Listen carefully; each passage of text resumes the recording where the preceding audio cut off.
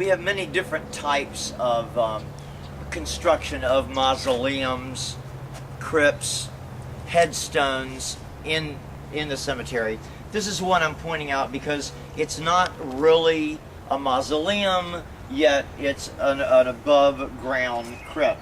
Now, they spared no expense, so it certainly wasn't a cost factor. In today's dollar, you see the Masonic sign on the top. He was a Grand Mason. They spared no expense in building this. They could have easily had a mausoleum, but this is what they wanted. They chose to do something avant-garde, a bit nouveau. The construction of this is probably mid-30s. This was prepared. He probably wasn't dead yet and oversaw the construction of this, and that's very easily verifiable, and I will do that.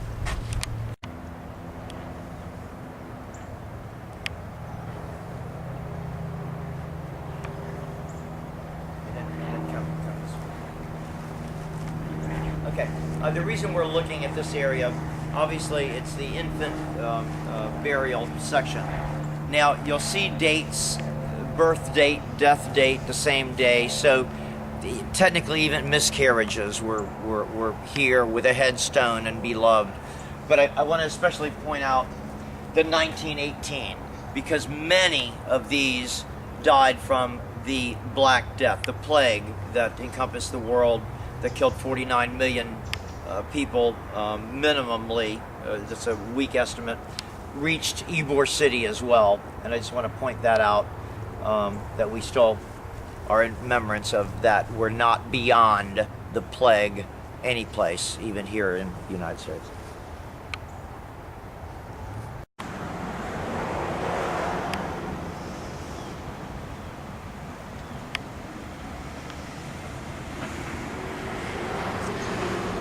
Being full Sicilian, as I am, I've grown up with the stigma of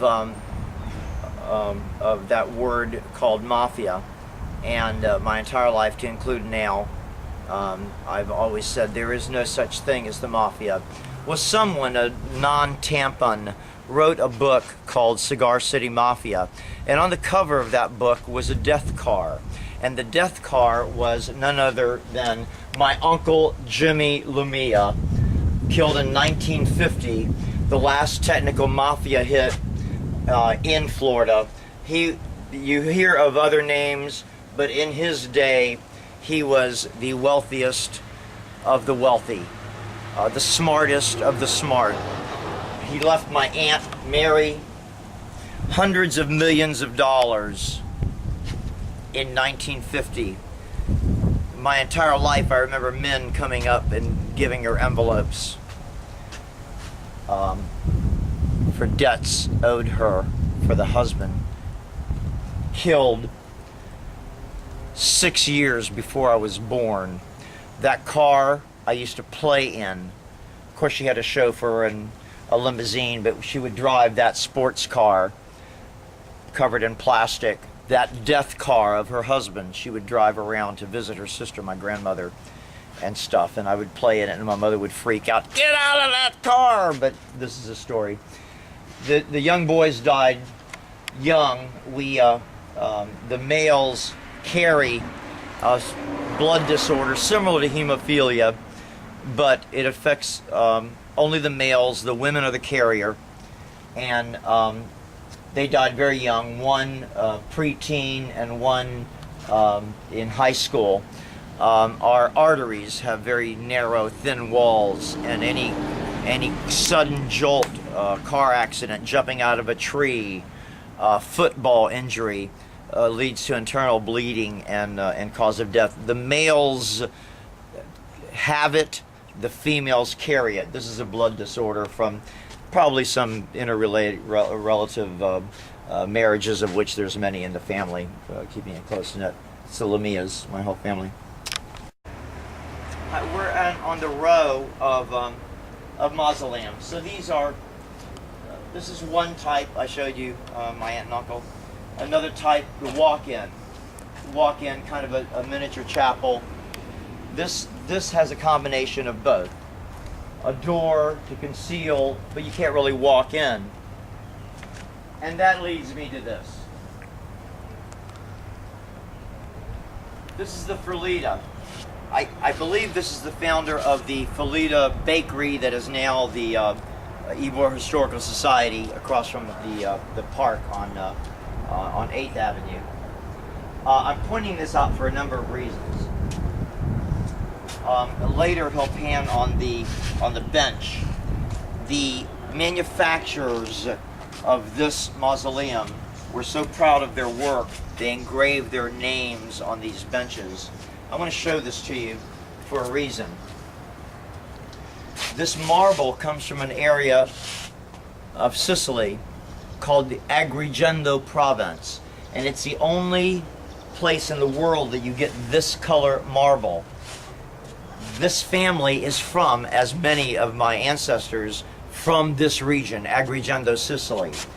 He had these mined in Agrigento, shipped over along with the rest of the marble that you see, and this is all one piece, all hand carved by the finest masters.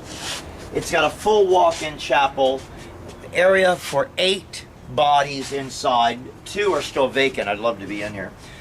2 are still vacant. Joe Calgeroni, the architect, said in today's money, and I think there's a date, 1938, just coming out of the Depression, he spent in those days about $8 million in 1938 to manufacture this structure. That's over $100 million in today's currency for his burial. That's what makes this as close to heaven as you can get financially. And now you're going to pin on the name of it.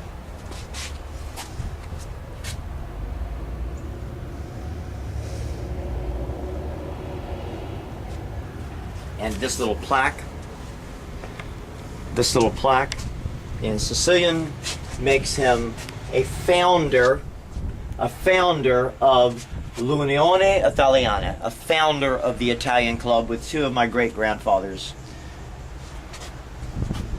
This is how they show their honor. Did you get the name? If I open a restaurant, it's going to be called Nonna after her.